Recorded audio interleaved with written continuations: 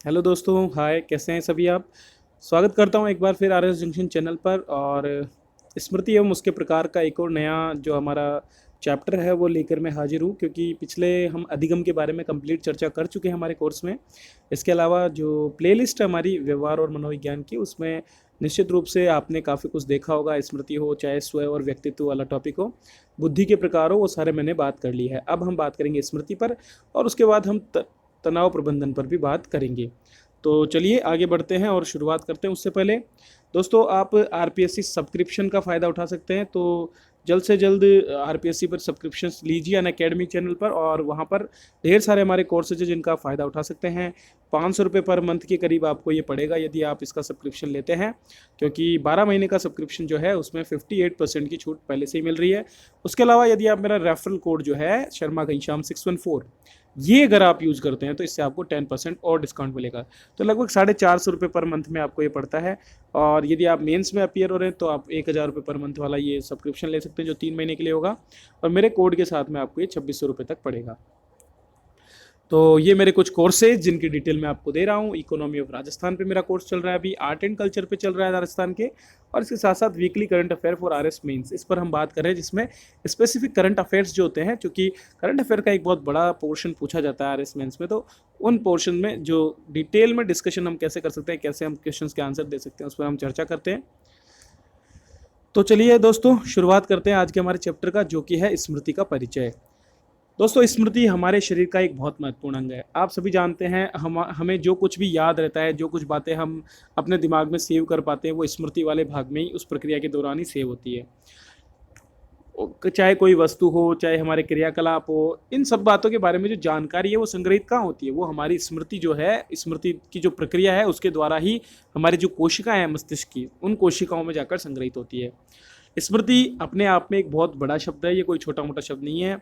यह हमें लोगों के साथ संबंधों को समझने में, समस्याओं का समाधान करने में, किसी कार्य पद्धति को समझने में, तथा किसी चीज़ के बारे में जानकारी को लंबे समय तक बनाए रखने में मदद करता है। मतलब कुल मिलाकर जो भी हम प्रत्यक्ष करते हैं, जो चीज़ हम देखते हैं, अनुभव करते हैं, उन चीज़ों के अनुभव को लंबे समय तक हमारे साथ बरकरार रखने में स्मृति का बहुत बड़ा योगदान होता है।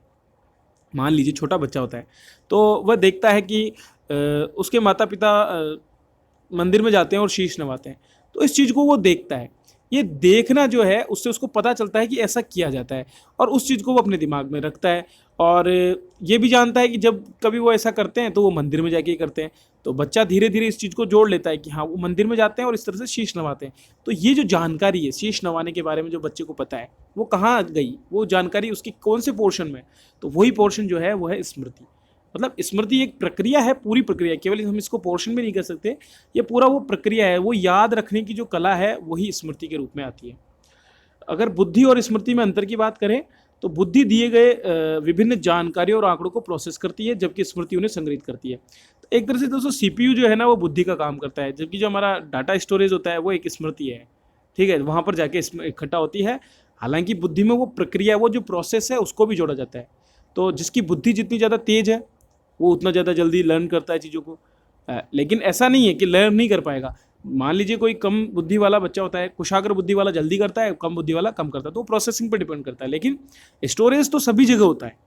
अपने माता पिता का नाम हर कोई याद रखता है, तो इसका मतलब स्मृति जो है हर एक व्यक्ति में होती है, लेकिन उसकी बुद्धि के आधार पर उसका तेज या कम होना निर्भर करता है। चलिए आगे बढ़ते हैं। दोस्तों, स्मृति के बारे में इतिहास की बात करें तो क्रमबद्ध अध्ययन की शुरुआत हुई सर्वप्रथम कब? जर्मन वैज्ञानिक एबिंगहॉस द्वारा। एबिंगहॉस वक्र पर पिछली बार प्रश्न पूछा गया है इस मुख्य परीक्षा में। तो एबिंगहॉस द्वारा 1885 में इसकी शुरुआत की गई, और इस दौरान उन्होंने स्वयं पर प्रयोग किए। उन्होंने पाया कि अधिगम द्वारा सीखी गई किसी भी क्रिया का ह्रास एक क्षण में नहीं होता, ये धीरे धीरे होता है, या फिर एक इसका विशेष पैटर्न होता है जिसके आधार पर होता है। जैसे कि प्रारंभ में भूलने की गति तीव्र होती है, अभी हमने कोई चीज़ देखी, हम तुरंत उसको भूल जाएंगे, और धीरे धीरे कम होती जाती है, और अंत में स्थिर होती जाती है। तो पहले जहाँ तेज़ी से हम किसी चीज़ को भूलते हैं, बाद में हम धीरे धीरे भूलते हैं, और अंत में एक स्थिर हो जाता है, हमें वो याद हो जाती है।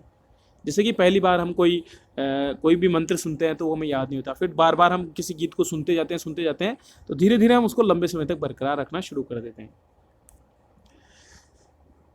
आगे बात करते हैं दोस्तों एक और वैज्ञानिक, ब्रिटिश वैज्ञानिक फ्रेडरिक बार्टलेट के बारे में। 1932 में उन्होंने अपना विचार प्रस्तुत किया, और उन्होंने कहा कि स्मृति थोड़ी अलग चीज़ है। वो कहते हैं कि स्मृति एक सक्रिय और रचनात्मक क्रिया है, अर्थात ये कुछ नया सृजित कर दिया है। समय के साथ साथ स्मृति की पुनः प्राप्ति में संशोधन तथा परिवर्तन होता रहता है। तो बात वही उन्होंने भी कही है कि जैसे जैसे समय बदलता है उसके साथ साथ जो पुनः प्राप्ति है, जो हम रिट्रीव करते हैं हमारी स्मृति को, उसमें संशोधन भी होता है और उसके साथ साथ परिवर्तन भी होता है। तो सामान्य शब्दों में यदि बात करें तो दोस्तों स्मृति से तात्पर्य है मनुष्य द्वारा दैनिक जीवन में अर्जित सूचनाओं को मस्तिष्क में संचित रखने की क्षमता। तो दैनिक जीवन में आप जो कुछ सूचनाएं आपके पास आती है उन्हें मस्तिष्क में कितने समय तक आप संचित रख पाते हैं, वही हमारी स्मृति है। ये कोई शक्ति नहीं है भाई, कोई शक्ति है जो ऊपर से आके हो जाए, ये मानसिक प्रक्रिया है। इसको जितना चाहे आप ज़्यादा कर सकते हैं, चाहे कम कर सकते हैं। और मनोवैज्ञानिक शब्दों में बात करें तो स्मृति एक संज्ञानात्मक प्रक्रिया तंत्र है।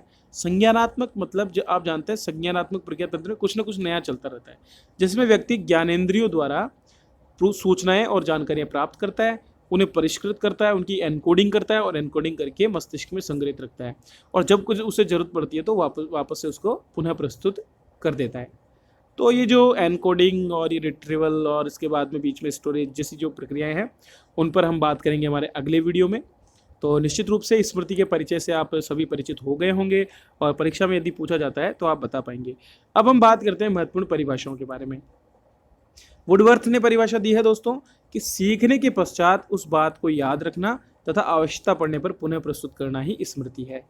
जबकि चैपलिन कहते हैं कि पूर्व में सीखे गए विषयों के स्मृति चिन्ह को धारण करना और उन्हें वर्तमान चेतना में लाने की प्रक्रिया को स्मृति। अब बात को वही घुमा फिरा के दोनों ने कर दिया। पहले बोल रहे हैं कि सीखने के बाद उसको याद रखना और आवश्यकता पड़ने में पुनः प्रस्तुत करना, बात वही है।